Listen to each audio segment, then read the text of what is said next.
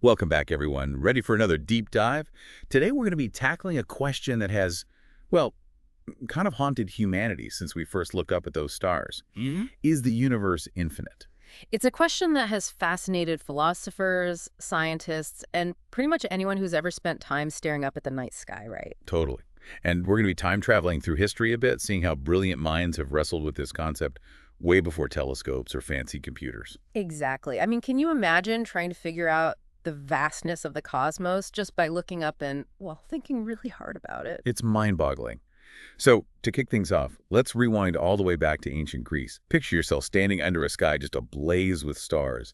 No light pollution, just you and the vastness of space. You start to wonder, does it just go on forever? That's exactly the kind of question that grabbed the imagination of a guy named Anaximander. He was a philosopher, lived back in the 6th century BC, and get this, he came up with this idea of the apeiron. Aperon, what's that? It's this infinite, boundless, primal substance. The idea is that everything, and I mean everything, emerges from this apeiron, like a cosmic soup, I guess you could say, birthing stars, planets, even us. So he's trying to figure out what the ultimate building block of reality. And he landed on infinity. That's dot bold. Super bold, especially for someone living in a time when most folks thought the Earth was flat. Actually, speaking of the Earth, there's a story about Anaximander. He supposedly argued for a spherical Earth way before that idea caught on. Seriously, how did you figure that out without, like, spaceships and satellites and stuff? It's thought that he used the changing positions of the stars as evidence. You know how they shift as you travel north or south? He noticed that, piecing together a cosmic puzzle just with his eyes and his brain. Wow. Already thinking way outside the box, or the flat Earth, I guess. So back to the Aperon.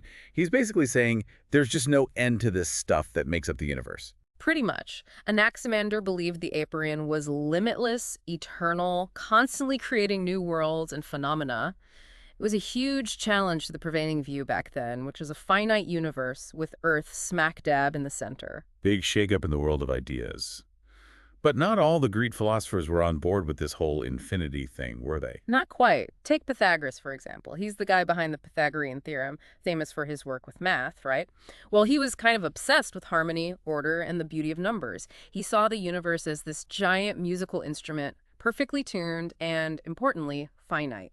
Hold on, so each planet and star is making a sound, like some kind of cosmic orchestra. That's actually pretty awesome. Yeah. But if the universe is a finely tuned instrument, doesn't that imply there's, well, an end to it? Exactly. But even Pythagoras, even with his focus on finiteness, he recognized that numbers themselves had this infinite potential. He saw this deep connection between music, math, and the structure of the universe.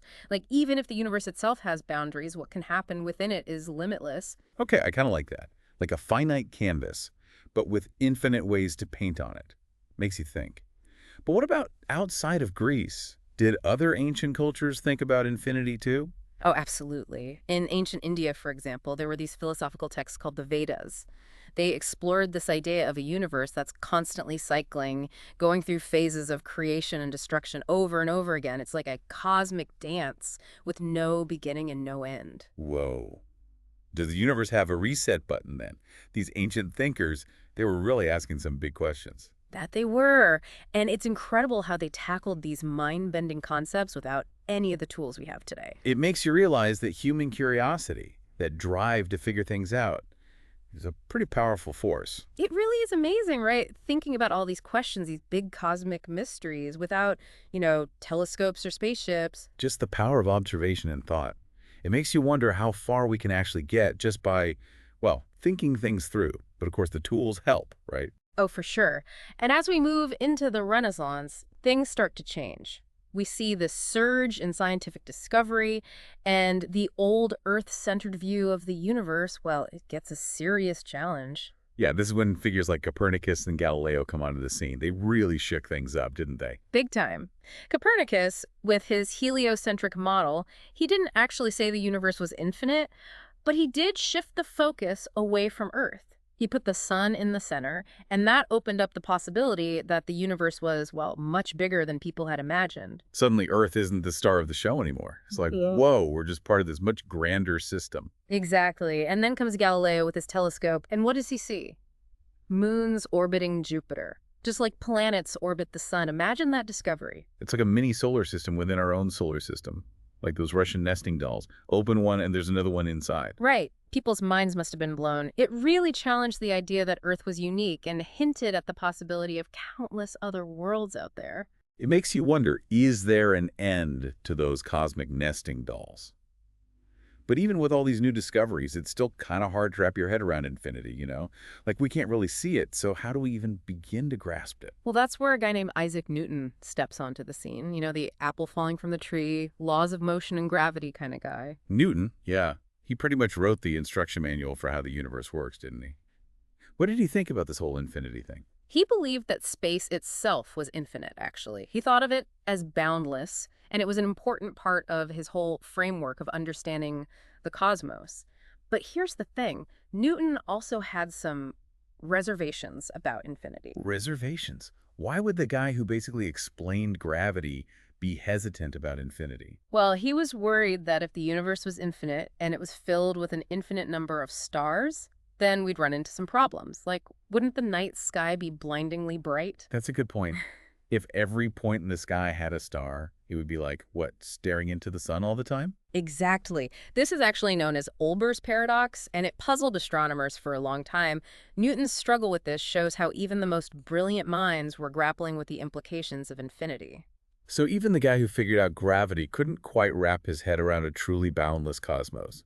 It seems like infinity is both fascinating and incredibly tricky to deal with. Totally. And this tension between the finite and the infinite, well, it carries on into the next era of scientific thought, and that's where things get even more mind-bending. Okay, so we've journeyed from ancient Greece, those philosophers pondering the apparent, all the way to Newton and his laws of motion. And it seems like at every turn, this idea of infinity, it pops up. It's both exciting and kind of mind-boggling. What happens next in our cosmic story? Well, get ready for things to get even wilder. We're stepping into the 20th century now, and that means... Einstein. You got it, Albert Einstein, the guy who really turned our understanding of gravity and space and time upside down.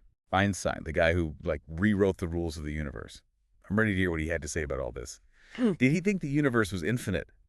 Well, it's not quite that simple, but Einstein's theory of general relativity, it completely changed how we think about the universe. He said that space and time, they're not separate things. They're woven together into this, well, fabric. And that fabric is called space-time. Space-time. Okay, that sounds intense. What exactly is this fabric? Imagine a trampoline, right? Now put a bowling ball in the middle, it creates a dip, right? Yeah, sure. That's kind of what massive objects like stars and planets do to space-time. They warp it. The bigger the object, the deeper the dip. And that's what creates gravity. So instead of gravity being a force that's just pulling things together, it's like objects are following the curves in this space-time fabric. Exactly. It's a completely different way of thinking about gravity. And it also means the universe isn't just sitting still, it's dynamic. It can expand, it can contract, it can even have these ripples, which we call gravitational waves. Okay, hold on. Rewind a bit. Did you say expand? As in the universe is getting bigger? That's right. The idea of an expanding universe, it's one of the most mind-blowing discoveries of the 20th century. It means that the universe isn't static, it's evolving.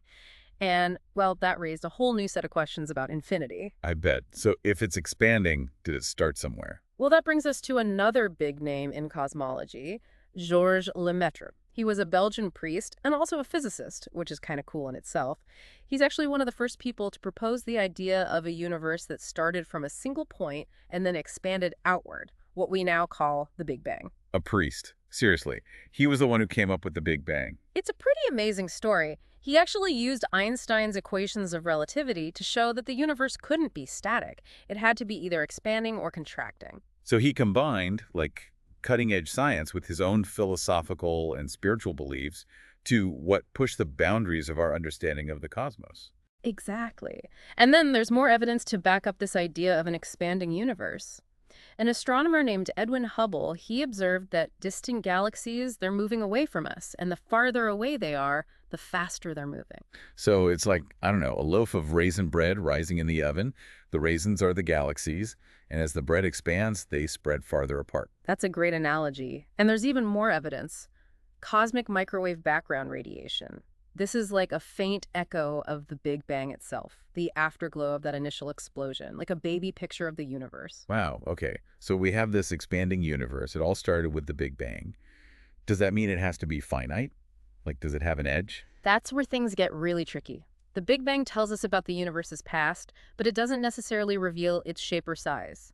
It's possible that the universe is finite but unbounded. Finite but unbounded. What does that even mean? Think about the surface of a sphere, like a globe. It's finite, right? It has a limited surface area. But if you keep walking on it, you'll never reach an edge. You just keep going around and around. Okay, yeah, I get that. So the universe could be finite, but it would feel infinite to us because, well, we're stuck on that surface. My brain is starting to hurt a little. And just when you thought things couldn't get any weirder, there's one more concept we have to explore: the multiverse. Multiverse. Like multiple universes. Are you serious? That's right. The idea is that our universe, this amazing, vast expanse, it's just one bubble in a cosmic foam. And each bubble, each universe, might have its own unique laws of physics, its own constants. So there could be like an infinite number of universes out there, each with its own set of rules. Yeah. Maybe in one universe, gravity works backwards or time flows in reverse. It's a mind-bending concept, isn't it? There are a few different theories that support the idea of a multiverse. Some come from inflationary cosmology, which says the universe expanded super fast right after the Big Bang, and others come from string theory, which talks about the existence of extra dimensions. So we can be right next to another universe, but we can't see it or interact with it because it exists in a dimension we can't access. It's kind of like that, yeah. The idea of a multiverse is still pretty theoretical, but it shows how far we've come in trying to understand the universe. From those ancient Greek philosophers pondering the apeiron to scientists today exploring the possibility of countless universes, it's clear that the idea of infinity, it's something we're drawn to. It's a puzzle we just can't seem to resist. And the journey's not over. We may never know for sure if the universe is truly infinite, but it's that quest for knowledge, that desire to understand, that keeps us pushing forward, exploring, asking new questions. It's a good reminder that even though we've learned so much, there's still so much out there that we don't know. And that's okay. It's what keeps things interesting. Exactly. So keep looking up at those stars, keep asking those big questions, and who knows what incredible discoveries might be awaiting for us just around the corner. That's a great place to wrap things up. Thanks for joining us for this deep dive into the idea of infinity. It's a concept that's been with us for centuries, and it's sure to keep us wondering, exploring, and, well, maybe even scratching our heads a bit for centuries to come.